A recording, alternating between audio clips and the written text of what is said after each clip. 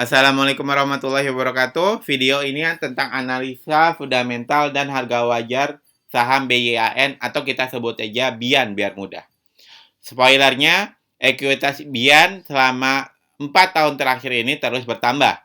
Spoiler keduanya, laba BIAN mengalami penurunan cukup drastis di tahun 2020 atau saat pandemi.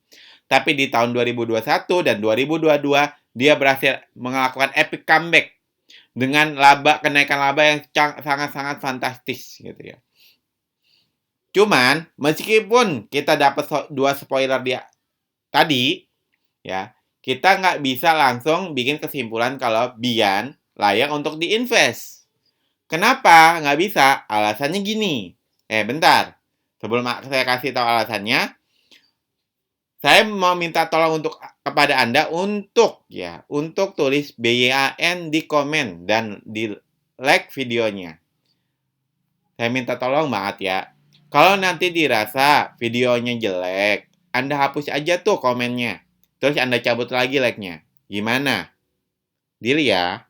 Biar kita sama-sama enak. Anda enak dapat penjelasan dari saya juga bisa membangun channel ini dengan baik. Seperti itu ya. Oke, sip, sudah tulis? Udah like? Oke, sip, terima kasih. Kita sambung yang tadi. Gini, saham yang mau diinvest, idealnya harus memenuhi 3 faktor. Faktor pertama, fundamentalnya mewah. Ya. Faktor kedua, valuasinya murah. Faktor ketiga, prospeknya cerah. Ya. Dua spoiler tadi baru ngebahas fundamental doang. Karena ekuitas terus membesar dan labanya yang sedang meningkat tajam, itu hanya menandakan kalau fundamentalnya si BIAN itu mewah gitu ya. Tapi soal valuasi, prospeknya ke depannya BIAN gimana, kita belum tahu. Dan itu yang akan saya bahas dan kita bahas bareng-bareng di video ini mulai dari sekarang sampai akhir video ini. Oke. Ngomong-ngomong nih, saya punya 3 daftar saham yang layak invest.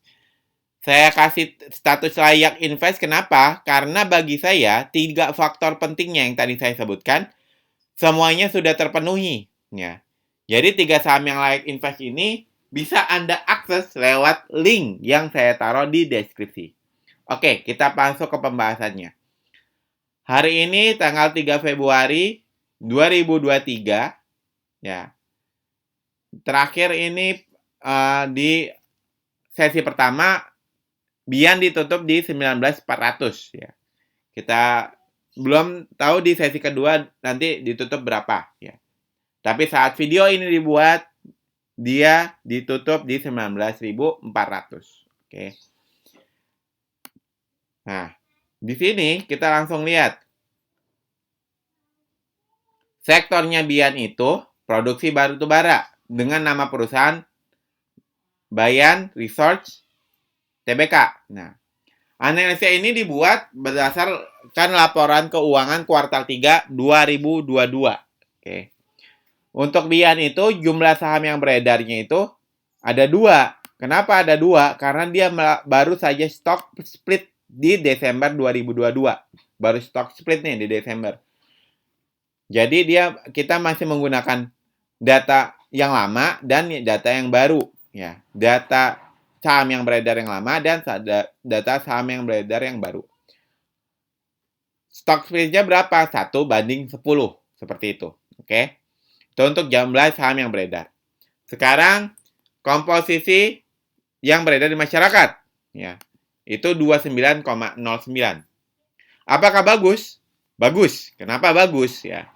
Karena, kalau kurang dari 10%, komposisi masyarakatnya nih, itu harganya bisa volatil banget. Biasanya yang kayak gini nih, saham-saham gorengan. Ya. Kenapa bisa volatil, bisa naik tinggi, bisa turun dalam? Karena yang pemegang saham 90% sisanya mudah banget untuk ya membuat harganya naik ataupun turun. Lalu kalau misalnya terlalu tinggi pun juga bahaya. patut dicurigai. Misalnya, komposisi yang beredar di masyarakat di atas 80%. Itu juga patut dicurigai. Kenapa? Kok saham bagus, ya? Mungkin labanya bagus, ya. Fundamentalnya bagus. Kenapa sahamnya beredar di masyarakatnya terlalu besar? Emang perusahaan nggak mau untuk ngambil untuk sebanyak-banyaknya ke perusahaan tersebut? Kan perusahaannya bagus. Ya. Jadi Anda patut curiga tuh. Ya. Terus untuk hutangnya Bian ini hanya 32,76%. Ini bagus. Kenapa bagus? Ya, anggap Anda punya usaha. Anda punya modal 100 juta. Anda punya hutang 32 juta 760 ribu. Atau ya 33 juta lah. Kalau suatu hari kenapa-napa, ya, perusahaan Anda harus tutup, Anda bisa tuh bayar hutang Anda dengan modal yang Anda miliki. Sisanya bisa Anda pakai untuk usaha lain, bisa juga Anda bagikan kepada pemegang saham kalau Anda punya pemegang saham lainnya, seperti itu perusahaan Anda. Lalu 32% ini bagus. Kalau biar kenapa-napa, andaikan dia harus tutup, dia bisa balikin hutangnya, lalu sisanya bisa tuh balikin ke pemegang sahamnya, ya, ke pemegang saham. Oke. Nah, kita lanjut ya. Di video ini selain topik yang atas tadi, yang tadi saya sudah sebutkan ini, ada 4 topik selanjutnya, yaitu ekuitas, book value, laba, dan dividen. Bagi Anda yang belum pernah nonton video saham nyantai sebelumnya, kita punya 3 PR. Ya, 3 PR di setiap memprediksi harga wajar, murah, dan mahalnya suatu saham. Yaitu PR-nya adalah mengisi kotak biru ini dengan prediksi yang kita tentukan dari historis sebelumnya. Ya, ada 1, 2, 3, berarti ada 3 PR. Ketika kotak biru ini terisi, maka kotak kuning ini, ya, kotak kuning ini atau prediksi kita akan terisi otomatis, seperti itu ya. Oke, kita masuk ke topik pertama, yaitu ekuitas. Q3 2019, Q3 2020, dia naik 4%. Ya, ekuitasnya. Q3 2020, Q3 21, dia naiknya 106% ekuitasnya. Terus Q3 21 ke Q3 22, dia naik lagi, naiknya 102%.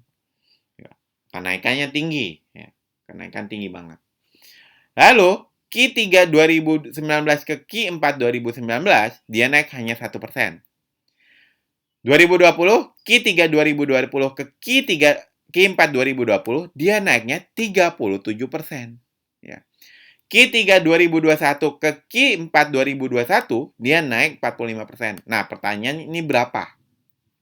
Kenaikan di Q4 2022 itu berapa? Nah, kita bisa lihat nih, dari 2021 Q3-nya, dia terjadi kenaikan.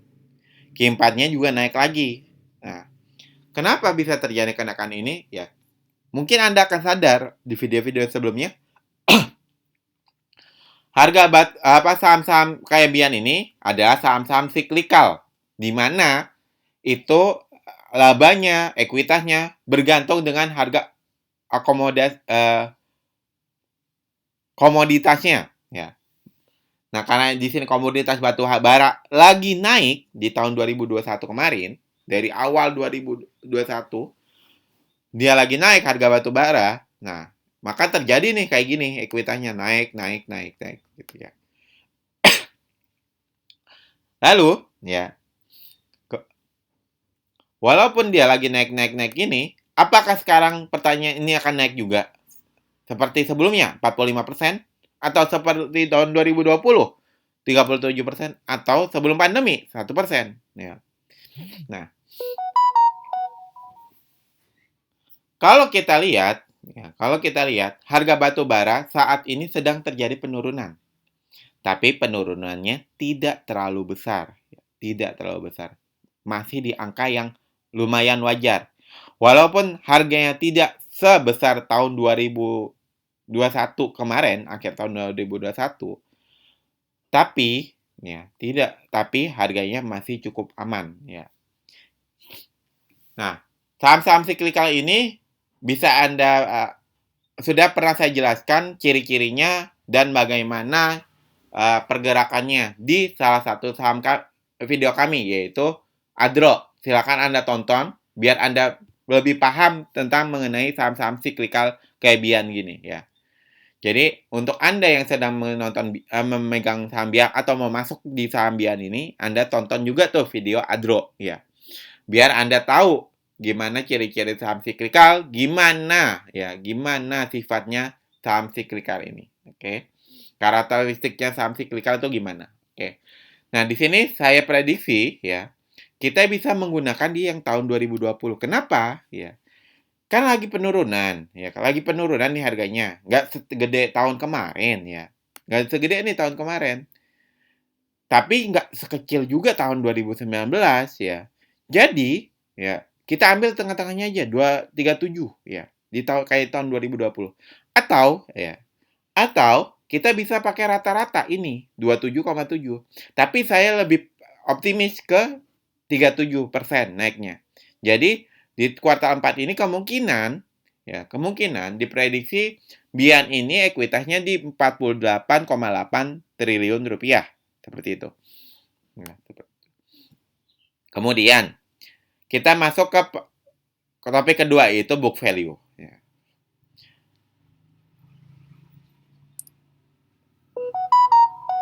Book value ini bisa Anda jadikan sebagai faktor kedua, yaitu valuasinya. Valuasi dari saham Bian ini. Ya.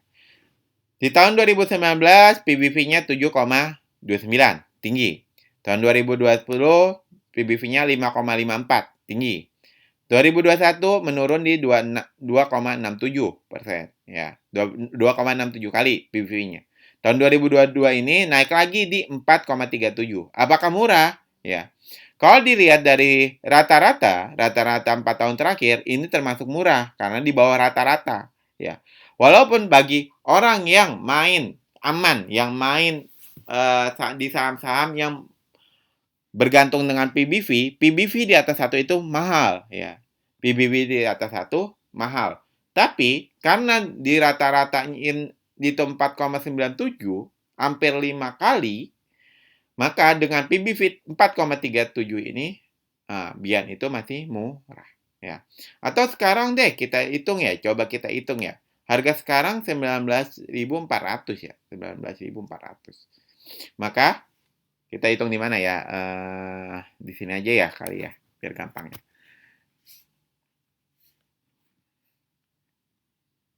$19.400. Maka ini sama dengan ini dibagi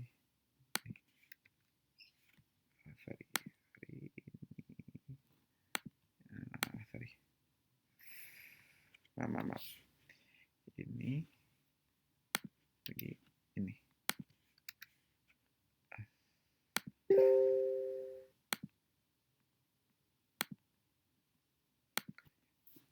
Oke.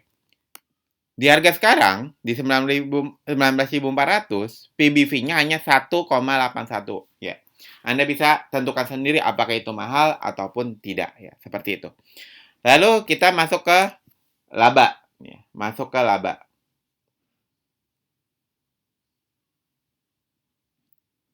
Laba Q3, ya, laba Q3 2019. Sorry, ini hilang. Sebentar, ini ada yang hilang. Maaf. Agak terdistrak. 2019 Q3 2019 ke Q3 2020 ya. Itu turun 46%. 46%. Turun nih labanya. Q3 2020 ke Q3 2021 naik. Naiknya fantastik banget, yaitu 476%. Gila-gilaan nih di tahun 2021. Di tahun 2022, Q3 2021 ke Q3 2022, ya, dia naik lagi 167%. Oke, itu dari tahun per tahun. Kita lihat dari kuartal per kuartal. Q3 2019 ke Q4 2019 dia naik 5%. Q3 2020 ke Q4 2020 dia naik 187%. Nah, Nih di akhir-akhir 2020 dia naik nih.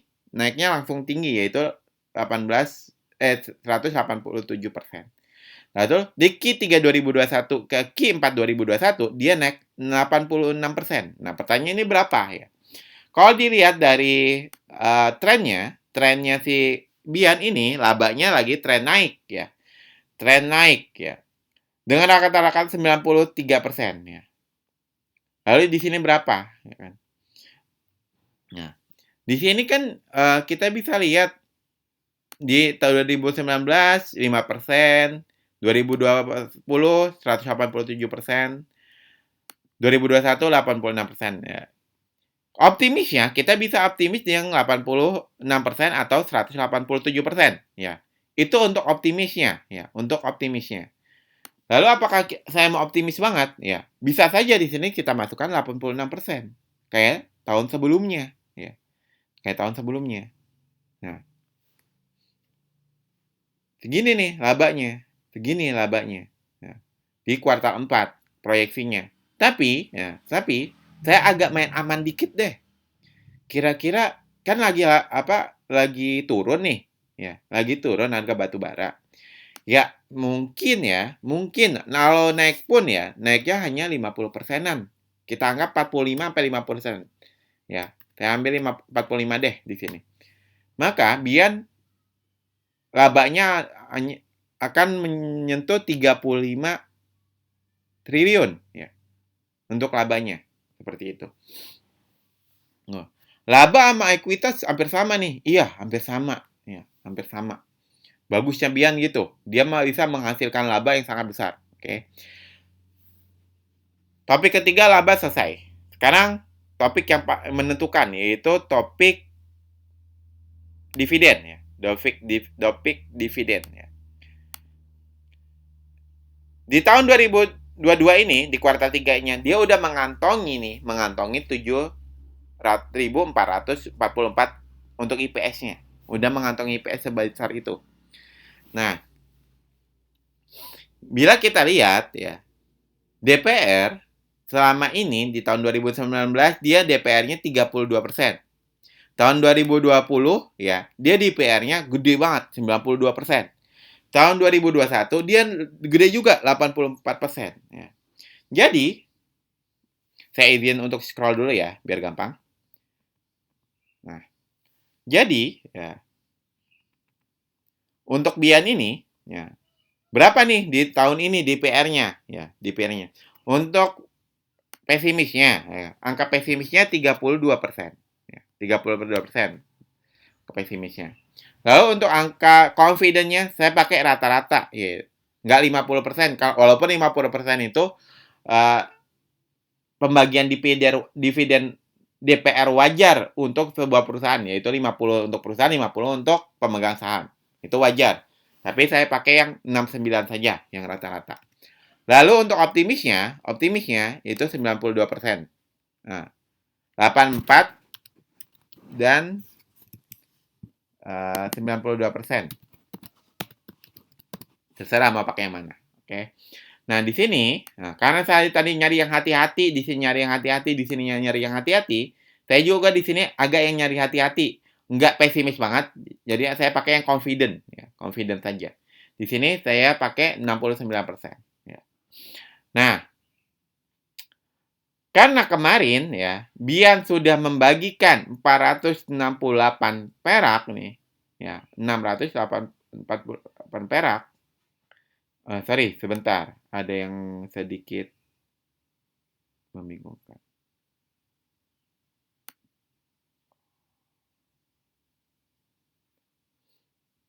Bentar. Nah, kemarin udah bagi ini. Rp468. Ya, di Bian ini. Nah, di sini kalau dia bagiin 69%, nah, harga wajar, harga murahnya udah kelewat 86%. Harga wajarnya udah kelewat 79%. Harga mahalnya 71%. Ya. Udah kelewat nih, ya. Jadi, dividen yield yang bakal dibagikan itu sekitar 1,4%. Ya. Karena dia udah bagiin dividen interim nih. udah bagian dividen interim kemarin. Jadi yang Anda harapkan hanyalah ini ya, hanyalah ini. Nggak mungkin lah dia bagi segitu, kan lagi trennya lagi naik. Mungkin aja dia pakai bagian yang 84% deh. Oke, yang 84%. Kalau dia bagi 84%, maka dividennya 2,3%, dengan harga termurahnya udah lewat 77%, harga wajarnya udah kelewat 66%, dan harga mahalnya udah kelewat 55%. Seperti itu. Oke. Jadi si Bian ini ya, saya simpulkan kalau pertama, fundamentalnya mewah ya, karena mengalami kenaikan ya. Terus untuk komposisi di masyarakatnya aman karena cuma 29%. Hutangnya juga aman yaitu 32% ya. Untuk ekuitasnya mewah karena terjadi kenaikan terus. Terus untuk labanya ya, labanya juga termasuk laba yang cukup bagus ya, karena mengalami kenaikan yang lagi signifikan nih, naiknya lagi tinggi-tingginya. Lalu untuk rutin bagi DPR, rutin bagi dividen, itu rutin. Bian itu rutin ya. Terus untuk kestabilan DPR-nya, Bian itu cukup stabil untuk ngebagiannya 2 tahun terakhir ini ya, 2 tahun terakhir ini. Untuk tahun 2019 dia cukup sedikit ya. Jadi kalau lihat dari 2020-2021 dia cukup stabil. Terus untuk prospeknya agak udah kelewatan ya untuk harga murahnya, harga mahalnya, harga wajarnya. Tapi karena ini baru stock split ya, terus harganya memang lagi naik-naiknya ya. Jadi Anda simpulkan sendiri apakah prospeknya bagus apa enggak kalau seperti ini datanya. Terus untuk valuasinya kalau dilihat dari rata-rata selama ini, valuasinya masih cukup murah, seperti itu. Semoga bermanfaat. Saya akan tutup dan saya akan mengingatkan sesuatu, yaitu untuk penutup dan pengingat, penutupnya subscribe channel ini, Saham Nyantai, kalau isinya sesuai dengan tipe atau gaya investasi Anda. Lalu, kalau isinya ini juga sesuai dengan gaya dan investasi teman-teman Anda atau rekan-rekan Anda, silakan Anda share video ini ke teman dan rekan-rekan Anda. Terus untuk pengingatnya, jangan lupa ambil 3 akses daftar saham yang masih layak. Akses 3 daftar saham yang masih layak untuk invest lewat link yang saya taruh di deskripsi. Semoga bermanfaat untuk Bian ini. Wassalamualaikum warahmatullahi wabarakatuh.